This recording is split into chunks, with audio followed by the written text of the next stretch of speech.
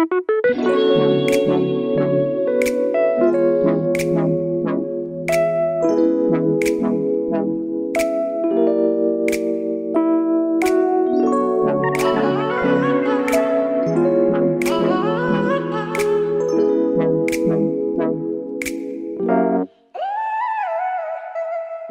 ษที่ช่วงนี้ไม่เคยมีเวลาให้คำว่าเหงา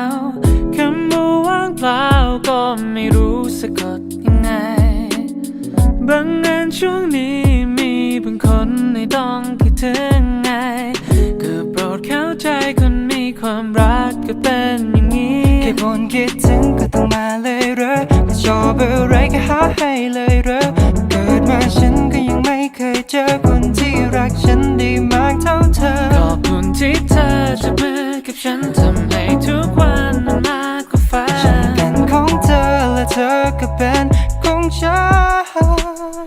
เธอรู้อย่างนี้น่าจะรักกันมาตั้งนานนี่แหละคืออะไรที่ฉันต้องการได้มีเธอนั้นใกล้ๆรู้วันนี้วันที่มีเธอในหัวใจการมีใครให้เราได้รักมันดีเท่าไรรู้งี้เป็นแฟนกันตั้งนาน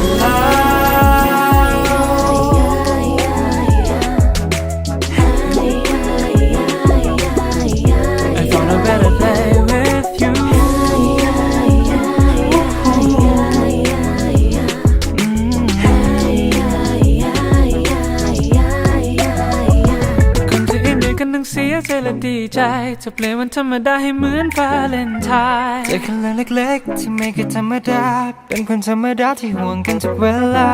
Never be alone มีเธอคอยเป็นแซฟโซนเหนื่อยแค่ไหนก็หายแค่มีคนหนึ่งให้โซไลเพิ่งจะรู้ดีแค่ไหนในทุกเช้าและตอนฝันร้ายมีสักคนหนึ่งให้ตื่นมาเจอหากโลกนี้เป็นอย่างไรก็จะทิ้งมันเอาไว้แค่ได้เพลิดหลับในอ้อมแขนเธอ